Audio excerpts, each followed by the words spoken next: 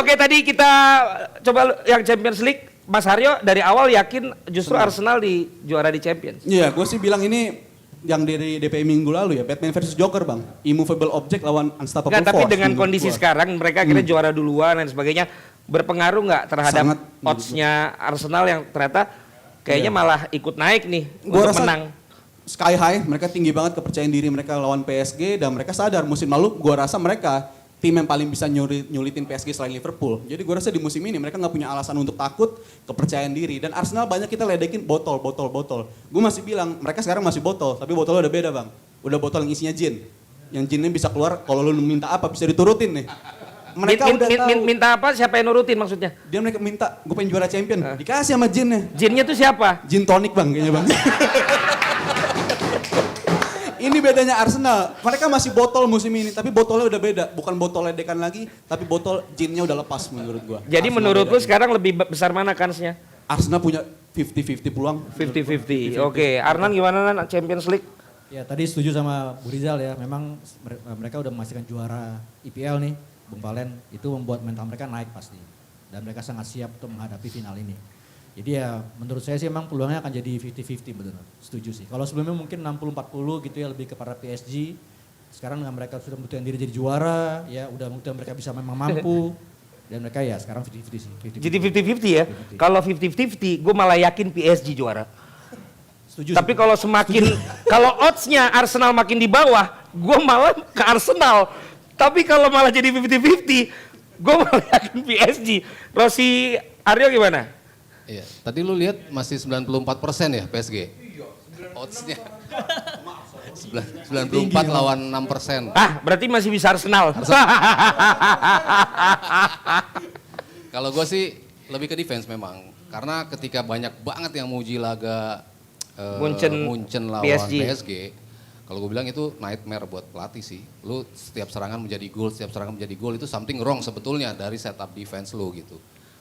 Dan PSG punya banyak lubang-lubang, terutama dari sisi transisi berapa kali mereka kalah lawan Monaco transisi 2 gol tapi end up-nya bisa menang gitu ya, pergantian pemain segala macam. Luis Enrique punya peran penting gitu, tapi sesolid itu defense Arsenal dan kemampuan mereka untuk baca situasi ke depan, untuk transisi mereka, manfaatin tight spaces juga, cara bermain PSG yang sama musim lalu dengan sekarang minus Donnarumma.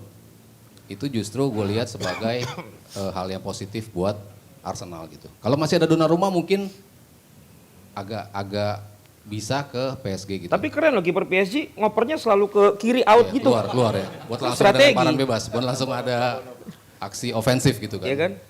Tapi ya Sampai 90 menit atau 90 kayaknya sih. 90 Cukup selesai. 90. Arsenal menang. Arsenal. Gokil. Enggak. Enggak lo apa India nih? India ini iya lo. Gue merasa ada kemungkinan masih PSG. Tapi gini, gue setuju sama Mas Aryo bahwa defense bakal memainkan peran krusial di final gitu. Kita udah melihat Real Madrid melawan Liverpool di final tahun berapa yang habis-habisan menyerang Real Madrid sampai akhirnya Real Madrid yang menang. Colongan Sorry, ya, kebalik Vini. gue. Jadi final itu bisa kayak begitu. Dan kalau ngomongin defense ini kita balik lagi sebentar ke Premier League. Yang membedakan antara Arsenal dan Manchester City kan kemampuan mereka untuk menahan transisi negatif kan. City oke lah bisa nyerang bagus, tapi ketika transisi ke bertahan kita lihat game lawan Everton.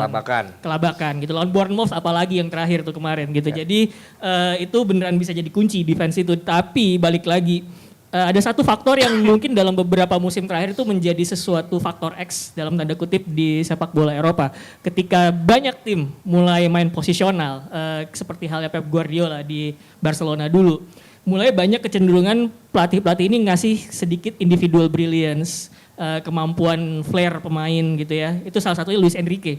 Itu kelihatan dari PSG dari musim kemarin gitu. Nah, faktor X ini yang sebenarnya agak sulit buat diprediksi karena tiba-tiba kemampuan pemain individual brilliance itu bisa keluar begitu aja gitu. Dan kita ngelihat bagaimana di lini tengahnya.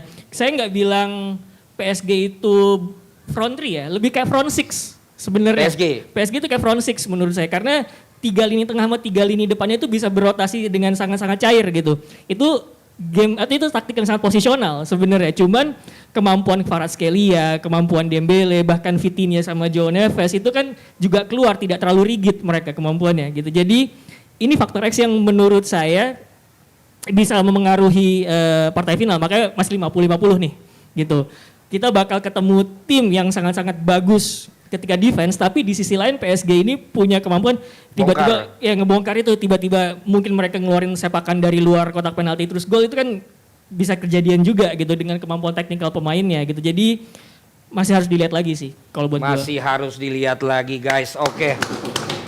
Kalau dari pakar angka ini, penerawangan bagaimana, Le? Kalau akan ada perubahan nggak dalam waktu seminggu ini? belum, nggak bisa dicek tadi. Nggak bisa dicek ya? Tapi itu emang penting gitu. Jadi PSG sama Arsenal, menurut gua ya, nggak ada orang di awal musim yang menjagokan Arsenal juara tuh, menurut gua nggak ada. Itu? Iya, perlu dibuktikan secara real gitu ya, bold. Biasanya ramalnya gini, ya Arsenal punya peluang tapi harus begini-begini gitu. Tapi yang bener-bener bisa juara dari awal tuh menurut gua bold itu nggak ada. Menurut gua ya. Itulah Mas Haryo. Ya oke lah, nanti kita bisa buktikan di ini. Nah, tapi kalau dibilang apakah fans Arsenal berharap juara, udah pasti. Nah, kalau Tapi enak nating tulus ya. Nah, nothing tulus. Udah juara soalnya. Betul. Gue tetap mengunggulin PSG menurut gua. Tadi Aldi juga udah mengatakan 90 skala. Tetap mereka diunggulkan lah, udahlah. Fans Arsenal nggak usah, bukan nggak boleh berharap, tapi kalau objektif PSG tetap diunggulkan. Mereka punya semua checklist, mereka lebih diunggulkan daripada Arsenal secara permainan, secara materi. Pelatihnya berpengalaman, mereka udah pernah juara Liga Champions dan lain-lain. Tapi kalau gue kan analisa gembel.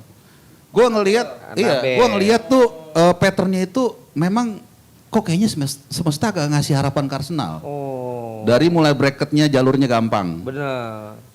Tadi udah gue bilang kan, ada Barcelona pun Barcelona gugur. Bahkan ketika Arsenal tadinya dihadapkan pada partai yang membingungkan lawan Palace, di mana mereka harus fight untuk mendapatkan poin supaya juara Liga Inggris, tapi dia juga harus fokus ke Liga Inggris, it's over. Jadi di partai nanti di Selhurst Park, mereka bisa udah pasti 1000% rotasi. Lucunya, Crystal Palace juga sama situasinya. Mereka udah nggak ada apa-apa, nothing tulus, mereka juga punya pertandingan menghadapi Rayo Vallecano, dan mereka bakal dapat 10 juta pounds dari Arsenal, gara-gara Eze. Jadi kok dibilang kalau secara secara objektivitas, PSG diunggulin nih, kalau gua. Tapi kok kayaknya semesta begitu ke Nah, sana. ini makanya gua tanya Cuman lu. ujungnya angka-angka itu, Le. Ya. Itu yang akan memutuskan kemana arah angin. Harus ditunggu. Itu yang ditunggu. Dari Harus situ baru Apa kita sih maksudnya? Apa? Angka apa? ya perbandingan kekuatannya dong. Gitu. Statistiknya. Statistiknya. Lu kalau main saham atau Bitcoin Iya. kan dia kan lu harus perhatiin cepet terus. Iya. Lilinnya itu Dia ya. berubah terus. Oh, grafik. Grafik ya. Oh iya. Grafiknya ya. Oke, kalau begitu kita tutup dulu perbincangan kita tentang Arsenal dan kita menuju ke topik selanjutnya, guys. Karena tadi sempat juga mulai tegang-tegangan ya kan nih, oleh-oleh dari Medan nih. Nih, ayo coba dimakan dulu, diminum dulu. Ya, ini meranti nih ya, meranti rasa nanas ini dari Medan langsung. Sok. Aran, airnya udah ada, Nan? Airnya belum? Airnya santai-santai. Memang acara kita itu kalau hostnya provokator tuh bisa bikin wah gitu loh ya kan. Karena sekarang host-host di DP itu memang gue minta untuk lebih kalem ya kan, jadi semuanya adem-adem ayem ya kan. Tapi kalau gue ya selalu adem. Kalau gue kan selalu adem terus, aman terus, makanya di blacklist di mana-mana. Iya adem terus ya. Oke, udah adem nih berdua nih, udah adem ya. Soalnya dari tadi ngomong nggak mau lihat-lihatan mata loh dari tadi. Ya kalau saya aja sama dia mah ya mana sih gitu dari tadi kan. Kamera kan. Dua kamera ya.